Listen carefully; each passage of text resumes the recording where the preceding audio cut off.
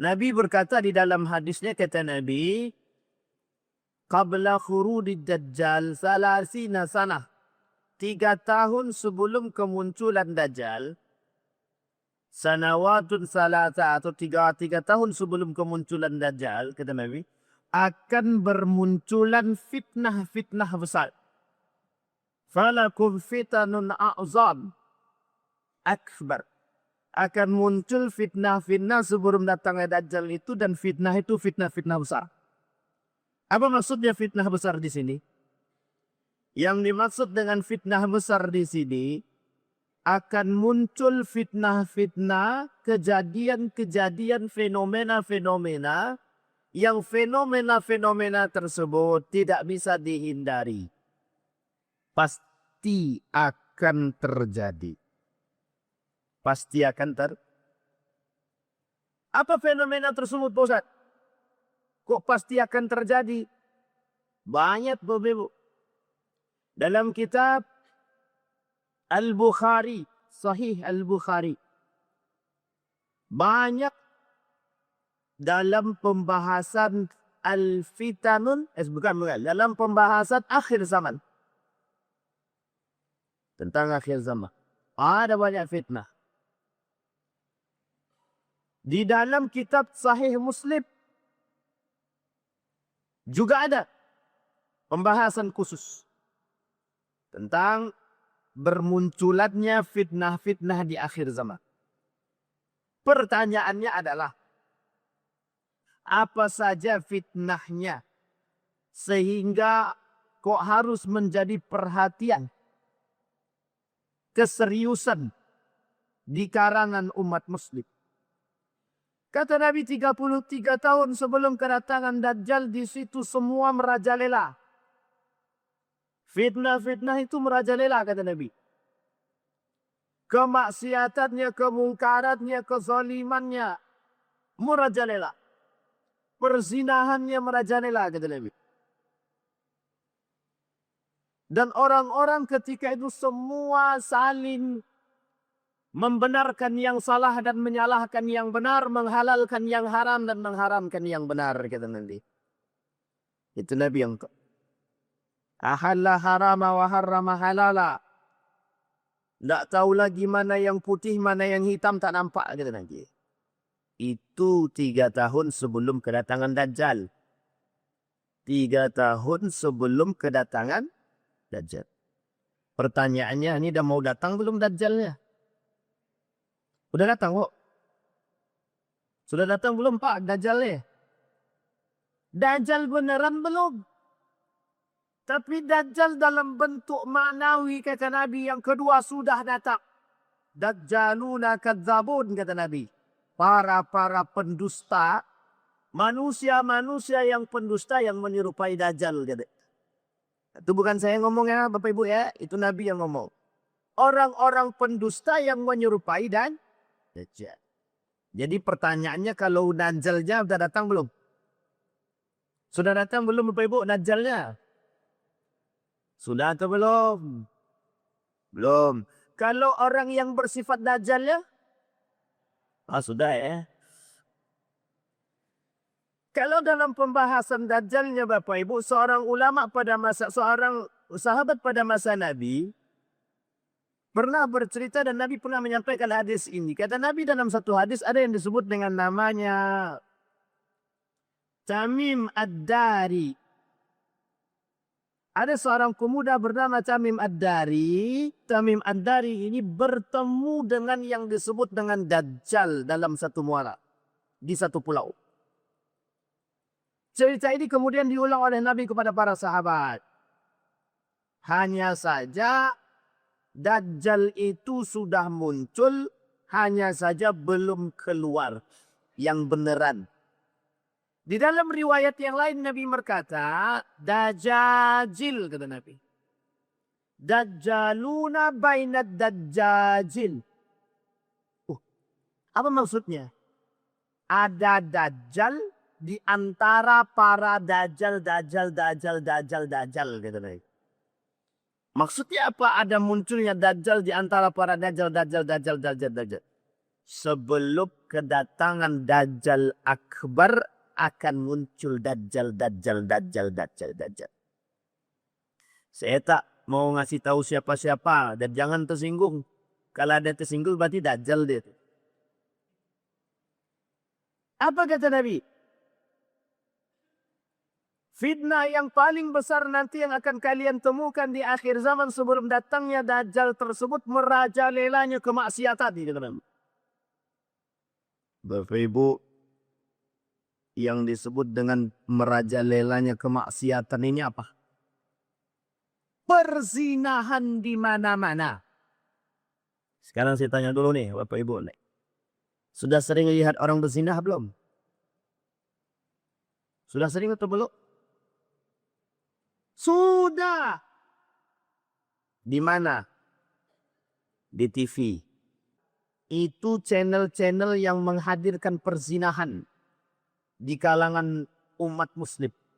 Tapi uniknya, penontonnya banyak. Berpelukan sesuka hati. Berpakaian seperti telanjang. Itu udah perzinahan tuh. Perzinahan yang nyata yang dipertontonkan di khalayak ramai. Uniknya, emak-emak itu jadi tontonan. Kaum liberal, saya kasih tahu kaum liberal dulu Bapak Ibu. Salah satu liberalisme dan sekulerisme yang terjadi di dalam kehidupan kita terdapat pada perfilman. Kata guru saya, liberalisme, sekulerisme atau liberalisasi, sekularisasi, penjauhan nilai-nilai agama yang paling besar nampaknya ada dalam perfilman. Itu pergeseran nilai yang paling besar. Coba Bapak Ibu perhatikan. Di mana dalam film tersebut yang ada filmnya laki-laki tidak bersentuh dengan perempuan. Cari filmnya. Film apa yang hari ini yang pernah dibuat oleh Indonesia yang laki-laki dan perempuan tidak bersentuhan. Atau cari aja film yang khusus laki-laki dan cari film yang khusus pemeran utamanya perempuan. Nggak ada. Semuanya ada laki-laki, ada perempuan dan bercampur laki-laki dan perempuan. Betul apa salah? Menjadi nikmat, menjadi tontonan kita atau bukan? Dinikmati oleh keluarga atau bukan? Yang pertama, kata Nabi, maraknya kemaksiatan, perzinahan. Itu dalam film. Sekarang di luar film bagaimana Ustaz? Perempuan hari ini dan laki-laki berboncengan yang bukan muhrim bebas. Perhatikan. Zina. Kami tak berbuat zina Ustaz. Lalu kalau pegangan tangan bukan zina. Yang bukan muhrim. Zina apa tak zina? Bapak Ibu punya anak perempuan. Punya anak laki-laki kan Pak? Tolong ditegur anaknya yang keluar bersama pacarnya. Katakan ke mereka, pacaran itu penghuni orang yang berpacaran penghuni neraka. Kalau Bapak Ibu sayang dengan anaknya, mulai besok kau putus. Kalau kau tak mau putus dengan dia, kau putus dengan aku. Ya. Berani Bapak Ibu bilang begitu? Bapak Ibu berani enggak bilang begitu? Sama anaknya.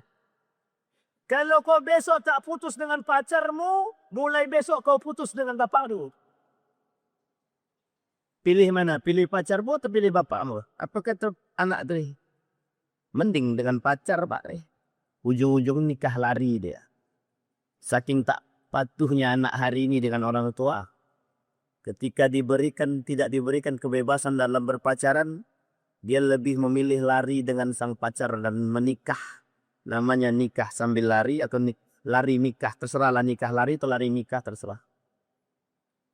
Zina itu zina. Kita lihat orang-orang hari ini bebas. Di tengah jalan berpelukan laki-laki dan perempuan. Menganggap westernisasi budaya barat itu lebih baik. Tontonannya budaya Barat, budaya Korea, budaya Jepang. Yang pakaiannya terbuka. Yang memang mohon maaf perempuan-perempuan berpakaian terbuka. Yang laki-lakinya mohon maaf membuka mata, bukan menutup. Ini yang kalau yang atu-atu ini mungkin laga apa ya? Tapi belum tentu juga itu. Buktinya yang di televisi itu itu kakek-kakek itu umur 70. Umur 72 cucu. Itu kakek-kakek. Bahasa lainnya fuber berapa itu? Kalau udah kakek-kakek lah. Fuber habis sebelum akhir hayat itu. Coba Bapak Ibu bayangkan. Sekarang pertanyaan kita adalah, betulkah perzinahan itu hari ini sudah merajalela?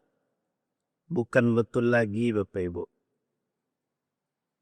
Jangan ada yang tersinggung ya Bapak Ibu ya. Yang kerja dimanapun, di instansi manapun, perhatikanlah.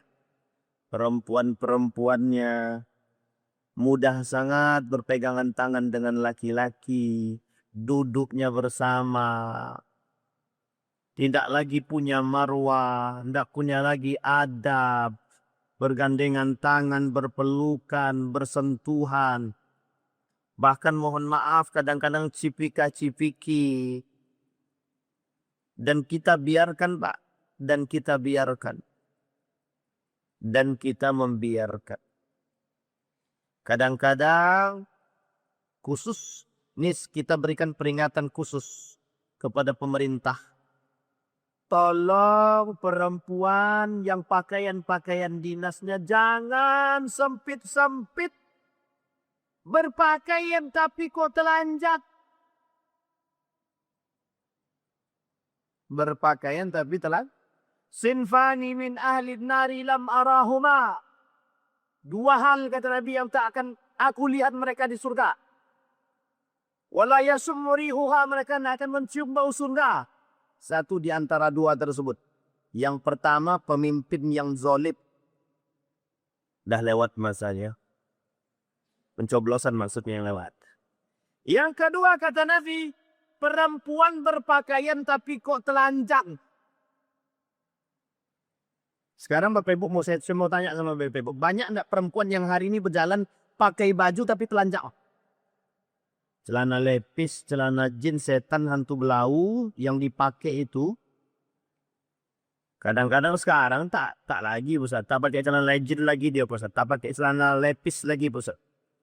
Terus pakai apa dia sekarang? Pakai celana legit. Lebih sempit dan lebih tipis daripada celana lepis. Oh itu tidak biasa, tak apa-apa Ustaz. Masih ada lebih parah lagi apa? Celana pendek. Sampai ke paha. Yes. Jadi nanti Bapak Ibu itu masih biasa. Lebih berbahaya lagi nanti di akhir zaman itu nanti biasa-biasa saja orang-orang yang berpakaian mohon maaf cuman kutang sama kolor aja lagi. Dan sekarang Bapak Ibu saya kasih contoh. Bapak Ibu tengok sekarang perlakuan para artis sekarang. Anak mudanya artis kita sekarang bagaimana gaya hidupnya. Itu sebagai contoh dan fansnya banyak. Gaya hidupnya seperti apa? Kita bukan lihat kaya miskinnya ya. Tapi coba gaya hidup dia berkelakuannya seperti apa. Berpakaiannya seperti apa. Nampak ketiaknya. Pakai tank top. Nampak pusatnya. Pakai celana sempit. Betul apa salah? Kehidupan yang seperti inilah yang ditonton oleh anak muda hari ini. Maka sangat leluasa bagi mereka. Akhirnya apa budaya yang dibawa oleh para artis tadi, itulah yang dipakai oleh anak muda hari ini. Dengan leluasa mereka berpakaian-pakaian sempit, terbuka. Memang pakai kerudung. Tapi bajunya sempit, celananya sempit. Nampak lekuk tubuhnya. Yang berpakaian gamis tertutup dicaci dan dimaki. Teroris tuh. Tapi yang berpakaian terbuka itulah yang kemudian disenangi. Coba dunia ini terbalik berapa derajat sekarang? 180 derajat Celcius terbalik. Kenapa saya katakan dunia ini terbalik? Karena begitu kondisi kita. Zaman dulu anti orang melihat yang namanya paha, ketiak. Mencari perempuan-perempuan yang berpakaian sempit itu susah. Kalau sekarang setiap gang ada. Enggak punya malu. Nah, kami tak malu Ustaz. Kenapa tak malu? Ini tren. Tren masa kini. Jadi sekarang tuh zinah tuh tren. Makanya sekarang Bapak Ibu dulu ada doli namanya. Sekarang tak pakai itu lagi Bapak Ibu. Kalau mau berzinah sekarang nih pakai prostitusi online. Prostitusi. Coba Bapak Ibu bayangkan. Tren hari ini itu adalah. Bukan hanya sekedar itu saja. Sudah ada namanya prostitusi. Jangan salah, bukan pinjaman aja yang ada online sekarang. Bukan judi aja yang online. Bukan game aja yang online. Prostitusi pun online. Cari HP. Tengok aplikasinya. Pesan. Tot. Pilih. Perempuan-perempuannya. Tekan tombol. Say. Bayangkan. Pertanyaannya. Lebih leluasa perzinahan pada masa dahulu atau pada masa sekarang? Lebih leluasa mana perzinahannya dulu atau sekarang? Sekarang. Bapak Ibu punya anak. Bapak Ibu punya anak. Masih sayang dengan generasi kita. Kalau masih sayang tolong dijaga Bapak Ibu. Pakaiannya, pergaulannya. Jangan berikan kebebasan kepada anak perempuan ataupun laki-laki untuk keluar dari rumah itu. Kemana abang pergi Pak? Oh, mau ketemu si Anu Pak. Ada siapa kawan sekolah? Laki-laki itu perempuan. Ah, perempuan Pak. Ngapain? Tak ada, kami nak jalan sedikit aja. Jalan-jalan sore. Bang, dosa. Kalau abang mau nikahkan dulu. Setelah itu nak abang bawa keliling terserah. Sekarang tak.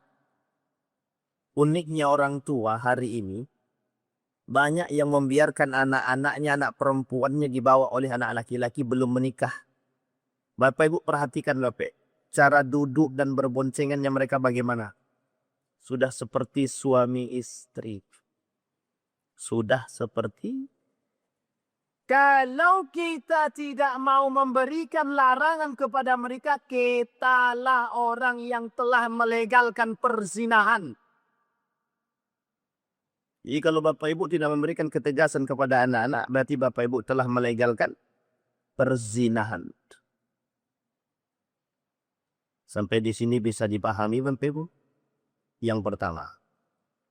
Yang kedua, kata Nabi. Sebelum datangnya Dajjal yang beneran akan bermunculan kata Nabi. Kemungkaran-kemungkaran itu merajalela.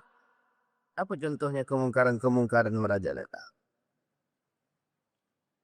Kata Nabi kelak di akhir zaman itu sebelum munculnya Dajjal atau sebelum datangnya hari kiamat. Akan muncul masa-masa penuh dengan fitnah. Salah satu di antara fitnah-fitnah yang bermunculan kata Nabi. Kemungkaran merajalela. Apa maksudnya kemungkaran merajalela itu? Kita ambil contoh. Apa yang disebut dengan kemungkaran Bapak Ibu?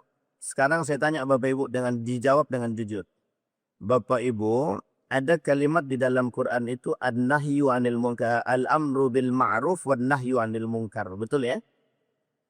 Ada namanya al-amru bil ma'ruf wan nahyu 'anil. Pertanyaan kita adalah Bapak Ibu lebih banyak melakukan al-amru bil ma'ruf atau an-nahyu 'anil munkar? Yang ada di sini. Lebih banyak Bapak Ibu melakukan al-amru bil ma'ruf atau an-nahyu anil munkar? Jawab Bapak Ibu. Al-amru bil ma'ruf atau an-nahyu anil munkar? Hari ini yang banyak dilakukan orang adalah al-amru bil ma'ruf. Bukan an-nahyu anil munkar. Kenapa? Karena melakukan an-nahyu anil munkar berat. Tapi al-amru bil ma'ruf mudah. Sekarang kajian-kajian di Pekanbaru ini lebih banyak al-amru bil ma'ruf atau an-nahyu anil munkar. Jujur, Pak. Lebih banyak al-amru bil ma'ruf. Ayo Bapak Ibu tingkatkan ibadah solatnya, rajinkan sedekah. Betul apa tak betul? Sekarang saya tanya. Ayo Bapak Ibu besok kita gerebek rumah orang itu yang sedang berzina. Ayo kita gerebek yang di situ ada janda tapi tidak ada suaminya, kemudian membebaskan orang-orang laki-laki masuk. Ayo Bapak Ibu kita gerebek diskotik. Ayo Bapak Ibu kita gerebek tuh penjual minum khamar. Ada kita begitu hari ini? Ustaz, si Anu tuh jual khamar. Udahlah Ustaz, tidak usah ikut campur. Biarlah urusan dia. Itu urusan dia. Sekarang kita urus aja urusan kita, Pak Ustaz. Itulah umat muslim hari ini. Acuh dengan kemungkaran. Orang melakukan kecurangan di pasar, kita diam. Orang melakukan kecurangan di Indomaret, kita diam. Orang melakukan perbuatan-perbuatan kecurangan dalam berbagai macam tempat, kita diam. Betul atau salah? Orang melakukan suap, kita diam. Biarlah itu urusan-urusan mereka, kita. Orang melakukan korupsi, kita tahu, kita diam. Orang minum khamar di depan kita diam. Orang minum narkoba. Orang apa itu? Narkoba. Apalagi ganja. Kita diam. Kenapa? Karena kita tak berani, Pak. Kita tidak berani. Karena apa? Karena yang dicekoki kepada kita al-amru bil ma'ruf. Sehingga nahyu anil munkar ni kita tinggalkan. Gak berani, Pak. Ada orang berantem di sana. Hari ini tuh fenomena, Pak. Orang berantem itu bukan dilerai dulu, difoto dulu, masukkan dulu, diupload dulu. Baru kemudian setelah diupload baru dibantu. Sudah babak belur, orangnya udah mau mati, baru bantu. Ada orang minum khamar. Ada orang berzina. Sekarang Bapak Ibu, lihat orang tengah jalan, atau mungkin tetangga kita, atau mungkin orang yang kita kenal, melakukan perbuatan yang salah, mohon maaf. Ada kita menegur. Biarlah turun surus dan dia. Tanggunglah resiko nanti di akhirat. Bukan begitu. Kalau ada kemungkaran yang jelas di hadapan kita dan kita tidak menegur kemungkaran tersebut, kita juga bakal dipertanggungjawabkan. Betul apa salah? Apa kemungkaran yang lain yang terjadi hari ini? Betul perkataan Nabi. Kata Nabi, kelak di akhir zaman, orang-orang banyak yang menghalalkan yang haram dan mengharamkan yang halal. Melakukan kecurangan, melakukan penipuan. Kata Nabi, kelak di akhir zaman. Siapa mereka? Bapak Ibu, yang khusus ibu-ibu yang pergi ke pasar. Saya ingatkan, yang sering ke pasar, ibu-ibu. Kalau nampak kecurangan dalam timbangan atau dalam apapun perkara jual beli, tegur. Hukum memperingati atau menasehati orang yang salah dalam melakukan perbuatan, hukum dia wajib. Marah dia, Pak Ustaz, jangan beli di situ, cari tempat lain. Yang penting yang pertama sudah kita nasihati. Kalau dia tak mau mendengarkan nasihat kita, cari tempat lain. Tapi cuman tempat itu pula yang paling murah Pak Ustaz. Nah, itu masalah kita hari ini tuh.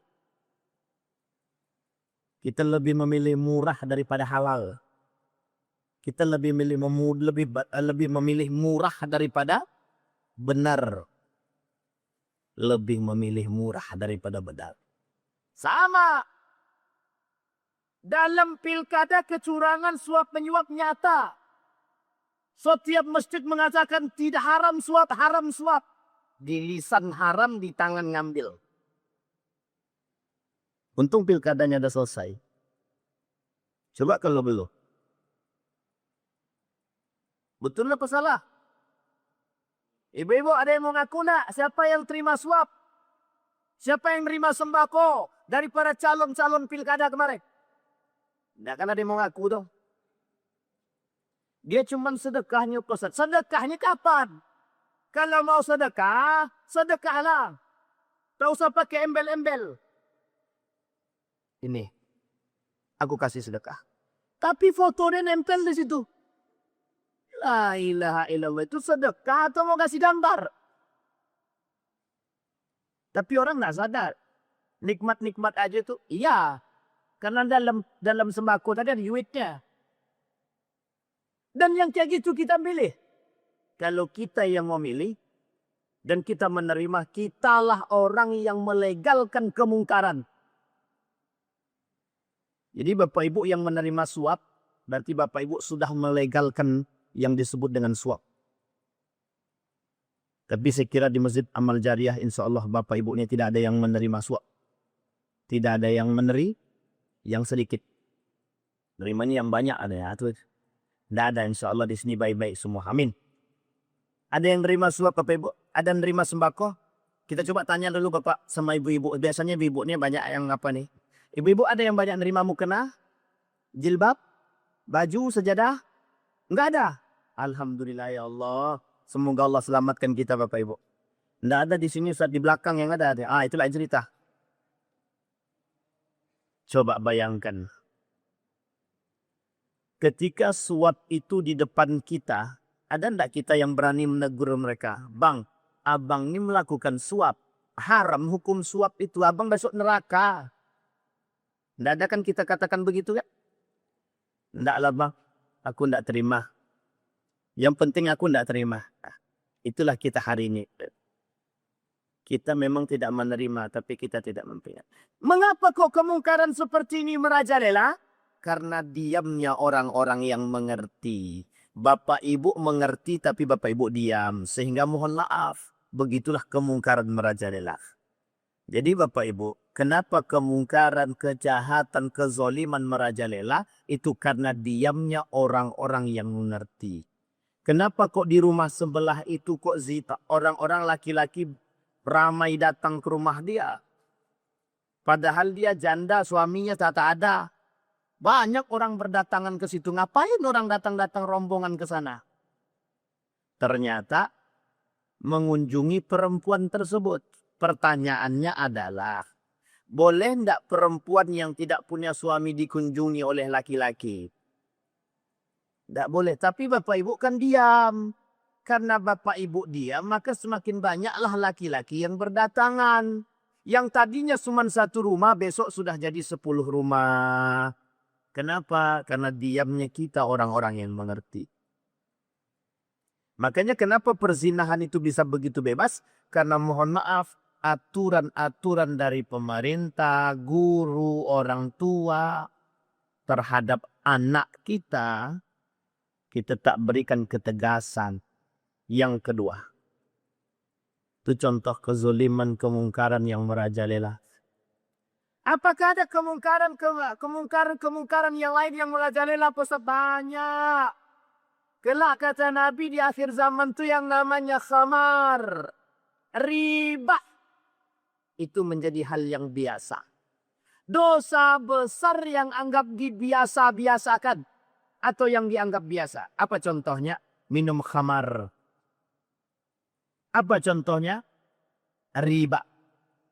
Apa contohnya? Barang-barang yang haram. Apa contohnya? Memakan yang bukan yang tidak halal. Apa contohnya? Tersebarnya yang subhat-subhat. Bapak Ibu kalau masuk, Bapak Ibu kalau belanja, itu memperhatikan label halal atau tidak? Tidak kan? Itulah umat muslim hari ini. Kenapa kita katakan begitu? Yang pertanyaan saya begini Bapak. Kalau ada seorang muslim memperhatikan kehalalan satu makanan, kira-kira itu iman atau bukan? Iman atau bukan? Iman. Sekarang pertanyaannya adalah, kita ini umat muslim, kita perhatikan enggak label halal itu? Kita perhatikan enggak kehalalan dan kebaikan satu produk itu? Jarak.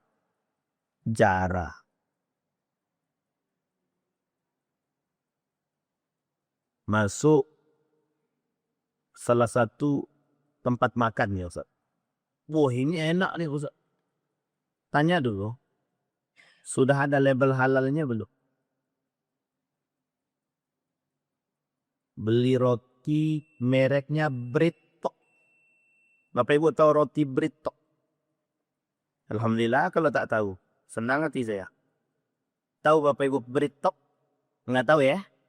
Ada roti di mall-mall itu yang tidak ada label halalnya. Banyak sekali yang beli. Senang. Kenapa kok senang? Enak Ustaz.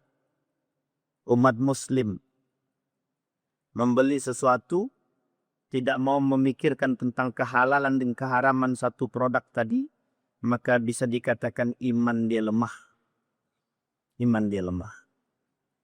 Yang kita makan harus yang halal-halal. Apa penyebabnya kok bisa begitu? Iman kita lemah. Apa penyebabnya lemahnya iman? Kok kita biasa-biasa saja dengan kemungkaran, dengan pezinahan, dengan kemaksiatan? Kenapa? Perhatian umat muslim terhadap agama berkurang sedikit demi sedikit di akhir zaman. La yabqal Islam illa ismuh, wa la yabqal Quran illa rasul. Kata Nabi kelak di akhir zaman itu, Islam tinggal nama, Al-Quran tinggal kertas. Orang baca Quran, tapi tak paham. Orang tahu isi Al-Quran, tapi tak menjalankan. Orang tahu Islam punya nilai, tapi mereka tak mau mengaplikasikan. Apa contohnya? Contohnya, dalam Islam jilbab itu wajib atau sunnah? Wajib. Masih banyak ada perempuan yang tak berjilbab? Berpakaian-pakaian sempit itu dalam Islam boleh tak? Tidak. Tapi rata-rata orang pakai yang sempit apa lapang? Sempit. Kalau bisa tak usah pakai pakaian.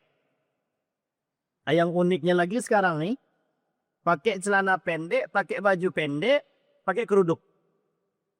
Nah, itu memanglah sakit betul. Pakai celana pendek, roknya di bawah lutut sedikit. Roknya di bawah lutut sedikit. Bajunya lengan pendek. Pakai kerudung. Ada enggak Bapak Ibu lihat begitu? Bukan ada lagi kan. Laki-laki. Sekarang banyak laki-laki pakai celana pendek. Lutut nampak. Pusat nampak. Biasa aja tuh. Bapak Ibu, bapak-bapak kira yang punya aurat tuh cuman perempuan saja. Laki-laki juga punya aurat Pak. Dari pusat ke bawah. Tutupi pusat, tutupi lutut. Itu aurat laki-laki meskipun tak banyak. Pertanyaannya adalah, secara aurat begitu saja sudah banyak yang terbuka. Apalagi yang lain. Apalagi bapak-bapak sekarang. Karena pembahasan aurat ini lebih kencang pada perempuan. Sehingga laki-laki nampaknya bebas-bebas saja pakai celana pendek, lutut nampak, pusat nampak. Kalau badan kekar masih mendek. Labut, buncit, hitam, buruk, hidup lagi. Tidak begitu. Tidak begitu. Atuk-atuk sering keluar rumah tanpa pakai celana pendek. Mulai hari ini malulah kita keluar pakai celana pendek yang nampak lutut dia dan nampak pusat dia. Karena aurat kita laki-laki dari pusat sampai lutut. tutupi. Jadi Ustaz, apa yang harus kita lakukan sekarang? Merajalelanya fitnah, merajalelanya kemaksiatan, kemungkaran, kezaliman. Apa yang harus kita lakukan hari ini? Yang pertama Bapak Ibu, yang pertama, tetap istiqamah dalam belajar. Karena itu kunci Pak, itu kunci. Ilmu itu kunci. Ilmu adalah kunci. Yang kedua Bapak Ibu, perkuat iman. Bagaimana cara memperkuat iman? Cara memperkuat iman adalah tetap berkumpul dengan orang-orang yang soleh dan solehah. Ini saya kasih contoh Bapak Ibu. Ada kajian di Masjid Amal Jariah, orang yang datang tuh itu saja misalkan, maka salinglah membangun komunikasi antara satu dan yang lain, dan saling mengingatkan antara satu dan yang lain dalam kebaikan. Jangan perbanyak mencaci memaki, tapi perbanyak mengingatkan antara satu dan yang lain dan saling menasihatkan. Terkhusus ibu-ibu sama. Ibu-ibu juga begitu. Melihat wajah-wajah ini Bapak Ibu yang di dalam masjid hari ini. Mereka semua berhak memberikan satu syafaat untuk kawan-kawan dia. Bapak Ibu punya satu syafaat untuk kawan-kawan yang baik di antara kita. Aku tak lihat Pak Imam tadi di masjid. Mana Pak Imam di surga? Nah, ketika tak lihat Pak Imam di surga, besok, ya Allah, mana imam kami yang dulu sering imam di Masjid Amal Jariah, ya Allah. Kami berharap dari jamaah-jamaah Amal Jariah, ya Allah, imam kami masuk dalam surga.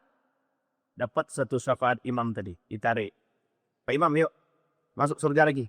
Nah, alhamdulillah, begitulah Bapak Ibu syafaat. Khalil itu artinya teman. Kata Nabi dalam hadisnya, maka bertemanlah dengan orang-orang yang seagama dengan kita. Maksudnya, orang-orang yang berpegang teguh pada nilai-nilai agama.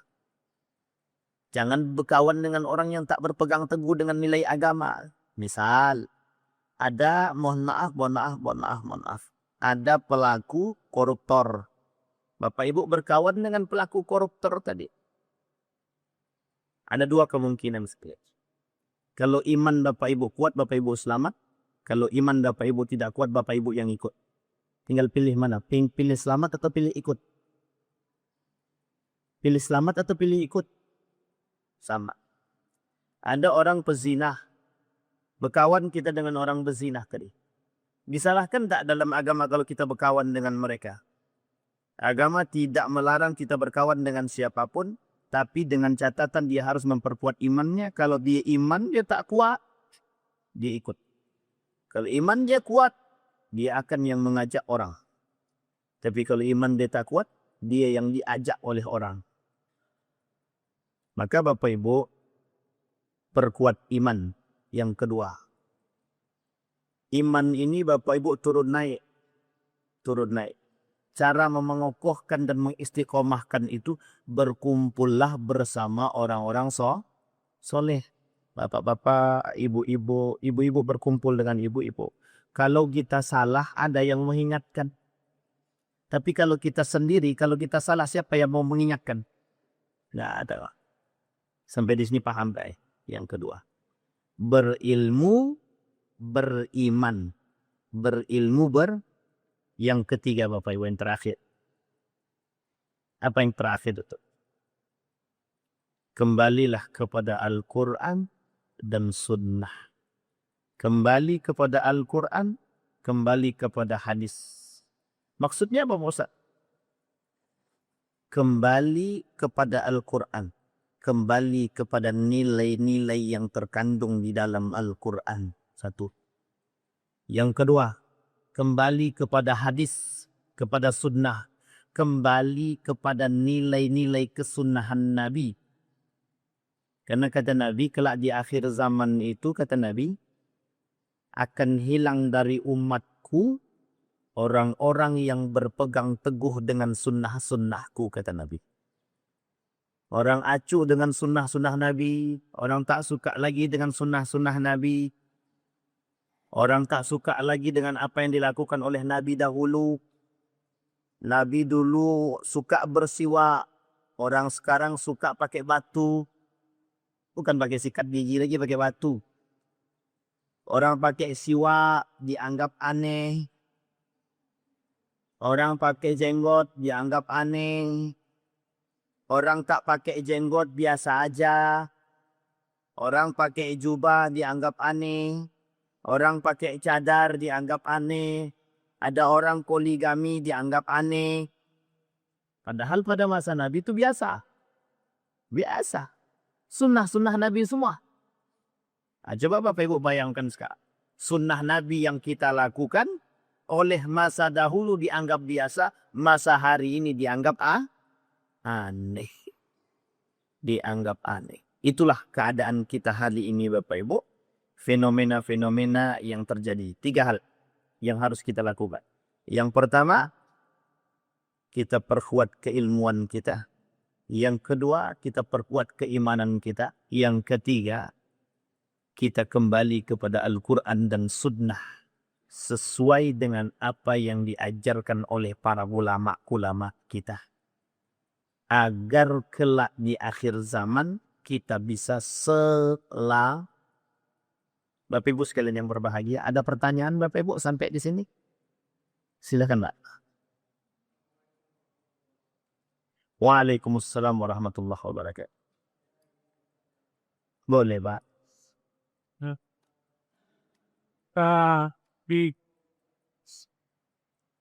Yang si topo dia panas tapi Tentang? banyak ya sudah beda pak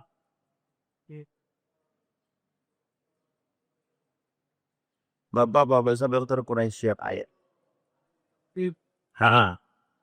dan boleh dikata tapi saya kada pamar omna tapi pamam nada ile tapi anak Tidak pakai jilbab. anak nardan kata tadi balik aku Haji. oh ya Baik. Oh iya, masih banyak yang mengikut beliau Ustaz. Masih banyak orang-orang yang tak pakai jilbab. Gimana tuh Pak Ustaz? Bapak Ibu sekalian yang berbahagia, mayoritas ulama merujuk kepada dalil-dalilnya kuat hukum menutup aurat itu wajib, ikuti. Yang salah itu mesti ada. Yang ijtihadinya yang tak benar pun juga masih ada. Yang pertama terkait Bapak Dr. Quraisy Shihab. Yang pertama dulu kita jawab. Profesor Dr. Quraisy Shihab, orang alim, orang pintar, orang cerdas. Pertanyaannya adalah, mungkin tidak orang pintar, orang cerdas itu kadang-kadang tergelincir? Mungkin atau tidak? Dia bukan malaikat satu. Dan dia bukan orang yang bebas dari kesalahan. Artinya, pada aspek ini ada kesalahan dalam pemikiran beliau, kita tak usah ikuti. Kita ikuti yang benar. Saya ulangi sekali lagi Bapak Ibu. Yang pertama, pemikiran beliau tentang jilbab itu kita anggap kurang tepat. Semua ulama sepakat mengatakan bahwa jilbab itu wajib, satu. Yang kedua, kalau beliau mengatakan jilbab ini adalah budayanya Arab, itu salah. Salah. Karena orang berjilbab bukan orang Arab saja. Dulu, untuk menentukan mana yang bangsawan dan orang miskin, itu perempuannya menggunakan jilbab. Jadi perempuan-perempuan bangsawan dulu Pak, itu pakai jilbab. Meskipun tidak utuh jilbabnya, tapi setidaknya menutup kepala dia. Itu untuk membedakan. Terbantahkan satu. Kalau dia katakan itu budaya. Yang ketiga, perdebatannya adalah pada kalimat jilbab dan maknanya. Kalaulah jilbab itu diartikan sebagai penutup aurat saja, meskipun orang yang berpakaian tidak sampai kepala, ke bawah itu sudah menutup aurat menurut dia. Tapi oleh para ulama yang lain dan kitab tafsir-tafsir yang lain yang lebih dulu daripada Quraisy Shihab mengatakan dari ujung rambut sampai ujung kaki. Sampai di sini paham Bapak Ibu? Ini perdebatan. Yang keempat Bapak Ibu. Salah itu manusia. Karena memang orang-orang yang benar, orang-orang yang besar itu bisa saja salah. Orang alim bisa saja salah. Karena ketergelinciran. Artinya apa? Kita bukan jangan mengikuti yang salah. Ikutilah yang benar. Yang kedua, dalam pandangan Said Agil Sirat, jilbab juga sama. Ngapain dia pakai jilbab? Orang dan nenek-nenek siapa yang mau nafsu? Perintah jilbab bukan masalah perintah umur. Jilbab ini bukan masalah umur. Kenapa kok bukan masalah umur? Yang namanya perempuan, mau tua dia, mau muda dia, perintah menutup aurat itu untuk keumuman perempuan. Dalam ayat tersebut. Artinya apa? Jilbab hukumnya wajib. Yusuf Al-Qardawi, wajib.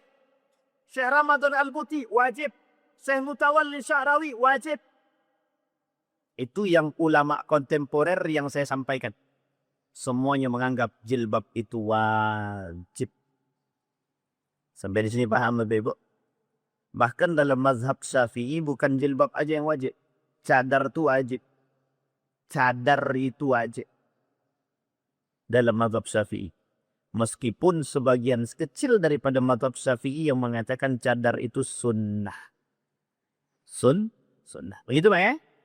Jadi Bapak Ibu yang punya anak tidak berjilbab, tolong paksakan dia berjilbab. Ada Ustaz, tetangga kami pakai jilbab tapi begini Ustaz, nampak sini ya. Itu sama aja namanya. Berjilbab tapi membuka. Dia berjilbab tapi dibuka ada, tampak ini. Jadi Bapak Ibu sekalian yang berbahagia, yang ingin saya sampaikan adalah jaga keluarga kita. Yang tadinya tak pakai jilbab, paksakan untuk pakai jilbab. Biar kita selamat sama-sama. Ada pertanyaan lain Bapak Ibu? Cukup ya Bapak Ibu ya? Baik. Saya kira itu saja, mudah-mudahan bermanfaat. Kita berdoa kepada Allah. A'udzu billahi minasyaitonir rajim. Bismillahirrahmanirrahim. Alhamdulillahi rabbil alamin. Hamdan syakirin, hamdan na'imin, hamdan yuwafi ni'amahu wa yukafi'u mazidan. Ya Rabbana lakal hamdu kama yanbaghi li jalali wajhikal karim wa 'azimi sultanik. اللهم صل على محمد وعلى آل محمد في العالمين إنك حميد مجيد يا قيوم يا فتح يا عليم يا عزيز يا غفار يا رب العالمين. اللهم أعنا على ذكرك وشكرك وحسن عبادتك. اللهم انصر من نصر الدين واخذل من خذل المسلمين. اللهم أعنا على ذكرك وشكرك وحسن عبادتك. اللهم اجعل تجمع مرحوما واجعل تفرقنا من بعده تفرقا معصوما. اللهم فقهنا في الدين وعلمنا التأويل. اللهم فقهنا في الدين وعلمنا التأويل. اللهم فقهنا في الدين وعلمنا التأويل. ربنا آتنا في الدنيا حسنة وفي الآخرة حسنة وقنا عذاب النار والحمد لله رب العالمين. السلام عليكم ورحمة الله وبركاته.